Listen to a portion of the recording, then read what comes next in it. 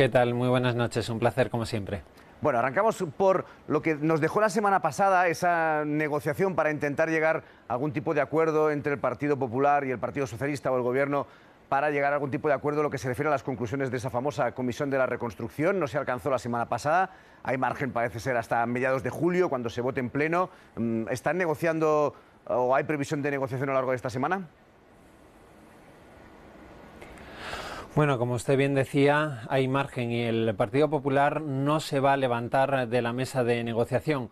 El mandato que tiene Ana Pastor, del presidente Casado, es seguir negociando con el Partido Socialista, con el Gobierno de España, para llegar a un gran acuerdo sanitario, el que hemos denominado el Pacto Cajal por la Sanidad, porque consideramos que las cuestiones importantes hay que dialogar, hay que negociar y hay que llegar a acuerdos. Yo escuchaba la pasada semana a la señora Adriana Lastra cargar contra el Partido Popular, y lo que le pido al Partido Socialista es que deje a un lado las descalificaciones y vuelva a esa mesa de negociación donde está el Partido Popular, donde está Ana Pastor junto con el resto de responsables del Partido Popular en esa comisión de reconstrucción, y nuestro ánimo es constructivo, nuestro ánimo es a fin de llegar a un acuerdo que, como le digo, creo que es bueno para todos los españoles. ¿Pero qué está separando ahora mismo al Partido Popular y al Partido Socialista?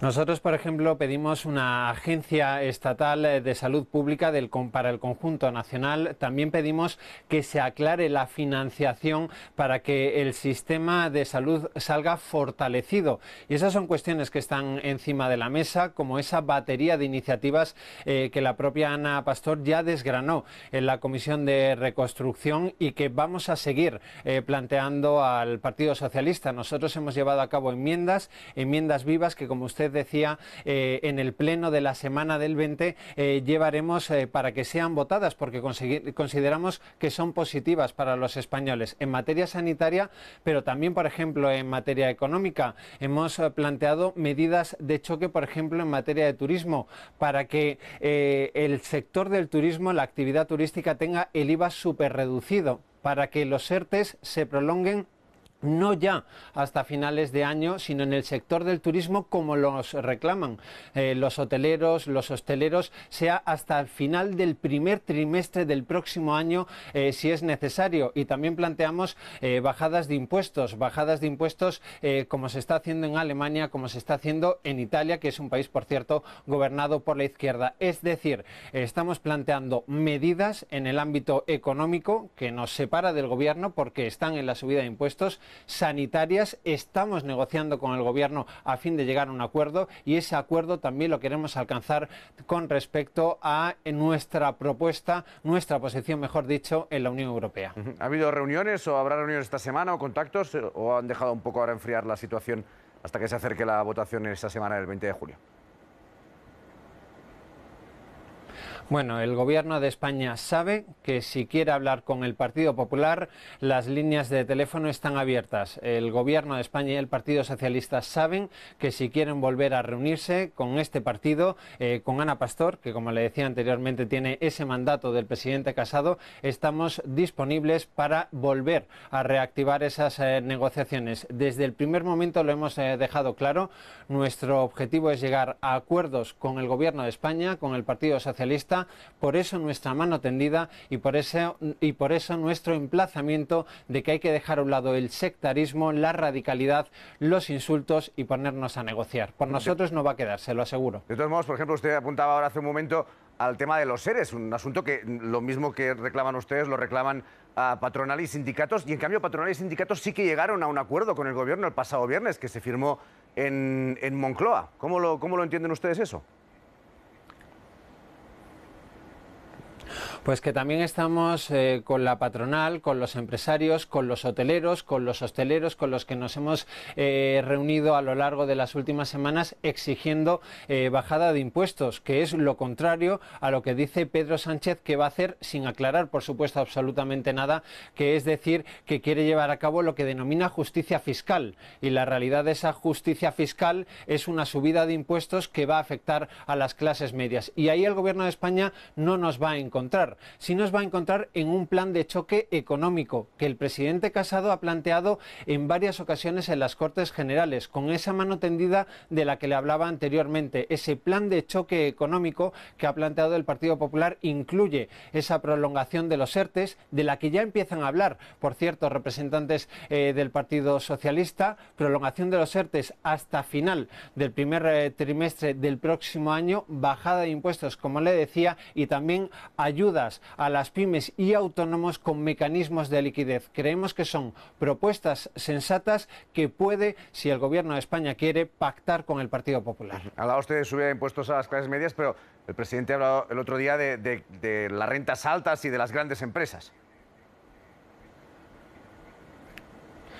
Bueno, realmente el presidente Sánchez lo que dijo es que iba a hacer justicia fiscal sin aclarar de qué iba a ir esa justicia fiscal. Y lo que nos tememos todos, también por cierto, hoteleros, hosteleros, es que eso va a afectar a las clases medias y en consecuencia va a afectar también al consumo. Nuestra propuesta económica está muy clara, es la de la bajada de impuestos, por ejemplo, en el turismo, como le decía anteriormente, la actividad turística tiene que tener el IVA súper reducido, se tienen que reducir las tasas aeroportuarias, se tiene que incentivar el consumo del turismo. Yo soy diputado por Málaga y en la Costa del Sol los hosteleros están muy preocupados porque hay que incentivar todavía ese turismo y desde luego la clave está en la bajada de impuestos y no en la subida impositiva.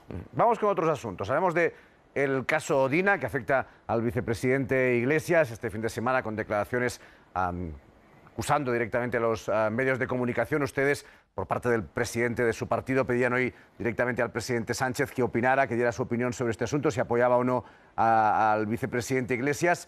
Nos hemos quedado con las ganas, porque el presidente ha dicho que no opinaba sobre esto.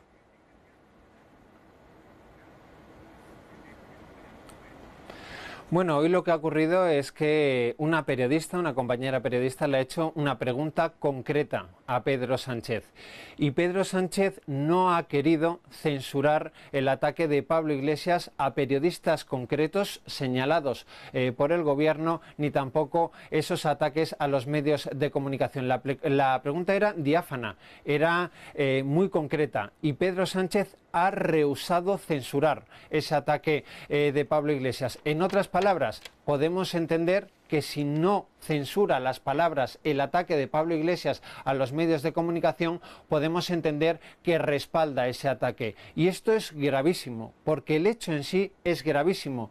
No nos olvidemos de una de las claves de este hecho, y es que, según informaciones periodísticas, los fiscales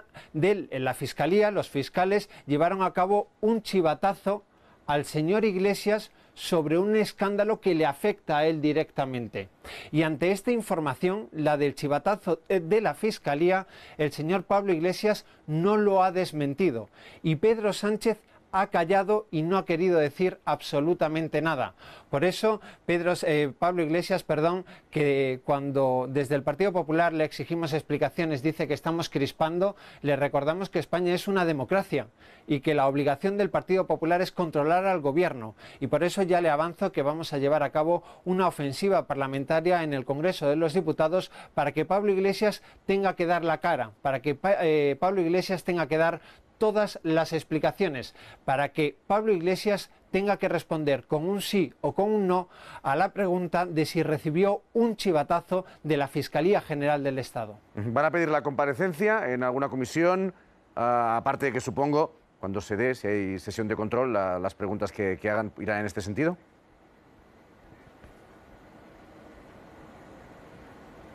Sí, ya la hemos registrado. De hecho, hemos pedido la comparecencia urgente del vicepresidente Iglesias en el Congreso de los Diputados. La registramos la pasada semana junto a una batería de preguntas parlamentarias para que dé explicaciones sobre el escándalo. Pero aún le digo más, el que tiene que hablar y el que tiene que responder a las preguntas de los periodistas es Pedro Sánchez. Como bien decía usted, hoy ha tenido una comparecencia en Portugal y allí no ha querido censurar las palabras del señor Iglesias, señalando a informadores por hacer su trabajo, a medios de comunicación por hacer su trabajo. Y yo aprovecho esta entrevista para dirigirme directamente al jefe del Ejecutivo y le pido que censure ese ataque de Pablo Iglesias a los medios de comunicación, que son la esencia, el pilar de una democracia, de las libertades absolutamente de todos, porque si no, las acusaciones, el ataque de Pablo Iglesias a los medios, tendremos que decir que es un ataque que también lleva a cabo el propio Pedro Sánchez. En la misma comparecencia de la que estamos hablando hoy en Lisboa, el presidente del Gobierno ha defendido que no participar hoy en esa misa funeral que la Conferencia Episcopal ha organizado en la Catedral de la Almudena, que han presidido los reyes. Ha asistido por parte del Gobierno la vicepresidenta del Gobierno, Carmen Calvo. Ha asistido el presidente del Partido Popular, Pablo Casado. Para ustedes, ¿no era suficiente, ¿no?, que fuera la vicepresidenta primera, la representante del Gobierno?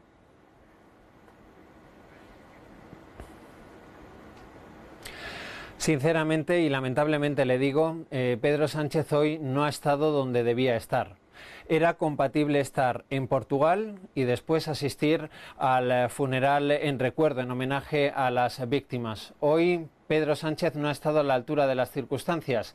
Tenía que haber estado al lado del jefe del Estado, de los representantes de las más altas instituciones del Estado y, lo más importante, debería de haber estado al lado de los familiares de las víctimas, porque era un funeral en homenaje a ellos y porque allí estaban los familiares de las víctimas de la pandemia, también aquellos colectivos que han estado en primera línea. Por eso le digo, y se lo digo con pesar, el señor Sánchez, el presidente del Gobierno, hoy no ha estado a la altura de las circunstancias.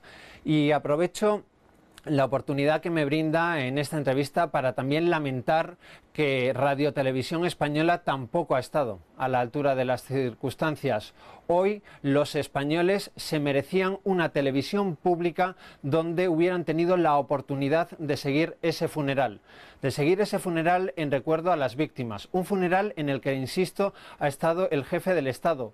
Hoy habrá muchos españoles que se pregunten por qué Radio Televisión Española, en la exhumación de un dictador, del dictador Franco, llevó a cabo una retransmisión histórica con decenas de profesionales del ente trabajando en esa retransmisión, por supuesto, con una cobertura informativa extraordinaria, y en cambio no han podido tener la señal de un funeral en recuerdo a las víctimas de esta pandemia. Hoy muchos españoles se estarán haciendo esa pregunta y muchos españoles estarán francamente indignados de que la televisión pública no haya retransmitido en directo un funeral en recuerdo a las víctimas. Queda la posición del Partido Popular sobre esto. Sí que es verdad que en el canal 24 Horas, canal de información continuada, hemos ido emitiendo gran parte de ese funeral, y también ya a avanzar que el próximo día 16, en esa ceremonia de Estado en la que se rendirá homenaje a todas las víctimas del coronavirus, pues habrá también una programación especial en Televisión Española, pero queda aquí, como no, como siempre permitimos en este programa, el posicionamiento de todos los partidos también sobre esta casa. Cambiando de asunto, el próximo domingo, elecciones en Galicia. ¿Le preocupa la incidencia que puede tener lo que está pasando en algunas comarcas, ahora mismo una comarca confinada? ¿Cree que habría que replantear de alguna manera la convocatoria de este domingo?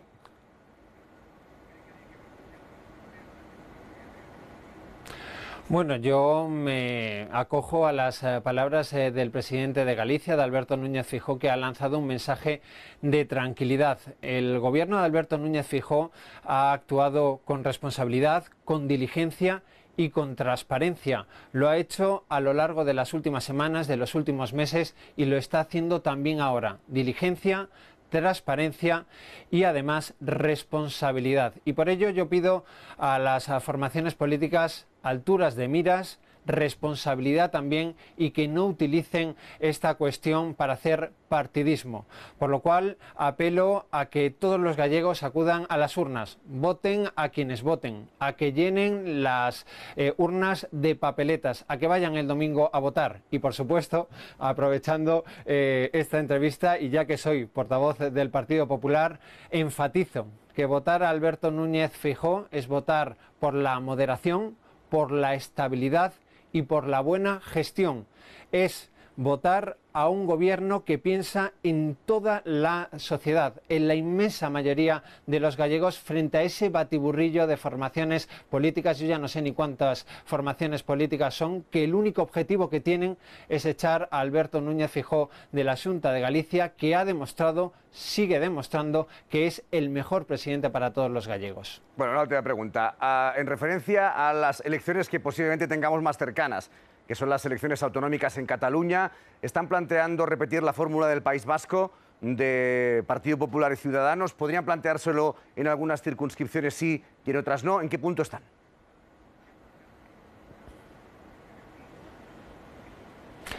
Bueno, yo creo que ayer se lanzó un mensaje muy importante desde Guernica. En Guernica, el Partido Popular, junto con Ciudadanos, demostraron algo que ha quedado claro a absolutamente todo el mundo. Y es que cuando dejamos a un lado lo que nos separa y nos centramos en lo importante, hay una fotografía de unión del constitucionalismo que a todas luces es bueno para el interés general y para el conjunto de los españoles. Hoy los vascos saben que los constitucionalistas tienen en el señor Iturgaiz la papeleta perfecta frente al nacionalismo excluyente. Todos caben en esa coalición de Partido Popular y Ciudadanos, y por supuesto esa fórmula se puede repetir en otros territorios. El presidente Casado en este sentido ha sido clarísimo. Nosotros queremos sumar, nosotros queremos integrar, nosotros queremos colaborar con Ciudadanos en defensa del interés general. Juntos somos más fuertes, lo hemos demostrado y lo hemos dejado claro en muchísimas ocasiones. Si hubiéramos ido juntos a las elecciones generales, el Partido Popular y Ciudadanos, hoy las circunstancias políticas serían muy diferentes. Por lo cual, mano tendida de este partido para hablar, para negociar, y el ejemplo perfecto de que si dejamos a un lado lo que nos separa y nos centramos en lo importante, da sus frutos, es esa imagen con ese simbolismo tan importante ayer en Guernica, con el presidente Casado, con el candidato Iturgaiz y también con Inés Arrimadas. Bueno, veremos qué va pasando en todos los procesos electorales. Pablo Montesinos, vicesecretario de Comunicación del Partido Popular, gracias y hasta la próxima.